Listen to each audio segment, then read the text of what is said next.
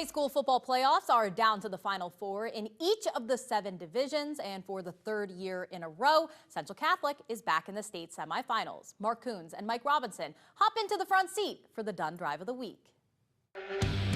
The Dunn Drive of the Week is presented by Dunn Chevy. A great deal is a done deal.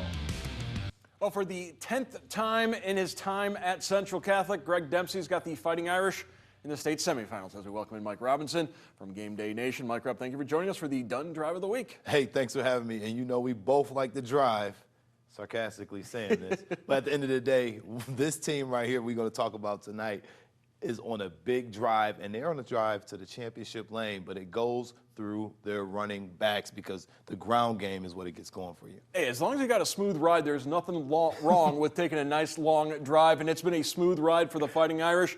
Easy win Friday night against Parma, Padua, Franciscan. They've had a running clock in all 4 of their playoff games. We talked about this a couple of weeks ago.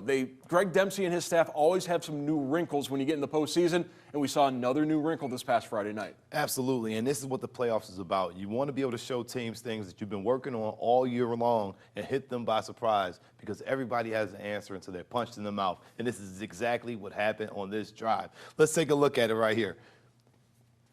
Greg Dempsey and the guys, after a crazy punt, the ball went all the way down the field, inside the 5, and what do? You get into the Wildcat, and that thing almost went for a touchdown on the very first place. Sherrod Vaughn, he is a big body guy, but one thing he can do is move, and he does it extremely fluidly with Whitney, Rushings, Liggins, all the big fellas up front doing an excellent job creating lanes. Take a look again, second quarter. Baydoun's in, stepping in for Isaiah Fox, who got injured last week. Now you see Sherrod Vaughn on the outside.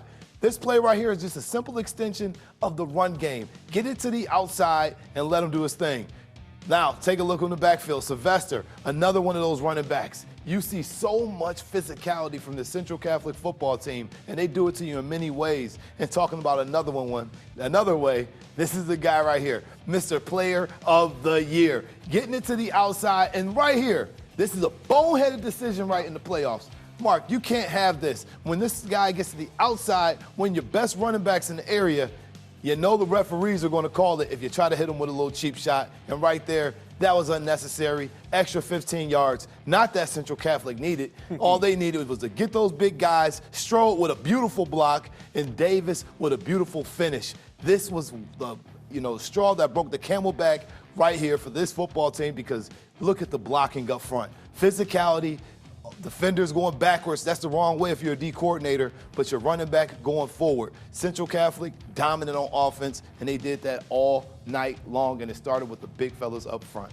And we've talked about this throughout the season. This is a brand new offensive line for Central. They're picking up right where they left off with back-to-back state championships, and they're now in the state semifinals once again. Absolutely, and when you got a big offensive line that's young, they're young at the beginning of the year. And then now all these tough football games they've played in that DCC league is now starting to pay off. This Central Catholic team, they are looking like they're going, even if they don't win it this year, and I still think they will, they have a chance for a few more years of dominance, and Central Catholic, they're on their way. Next up Friday night for the Fighting Irish, they head to Elyria to take on Youngstown Ursuline. Both 1 seeds coming out of their respective regions. And then the winner of that will get the winner of Bishop Watterson in London. Division 4, Sandusky Perkins, they will take on Cleveland Glenville at Clyde. The Tarblooders needed overtime to get to this game. You know what, and this game is on everybody's radar. These two teams, they've met before, and they've shut down the Perkins Pirates before. So you know what? This is a game that's going to step up and be one of the best games of the night. I'm calling it game of the night in Ohio. And finally, in Division 5 of local note, Liberty Center, they get Canfield South Range. That game will be out in Parma as the Tigers, coming off a big win last week, they are back in the state semifinals as well. Of course, we'll have complete coverage of all those games coming up for you Friday night on Game Day Nation Overtime. Mike Rob, thank you for joining us for the Dunn Drive of the Week. Hey, thanks for having me, Mark.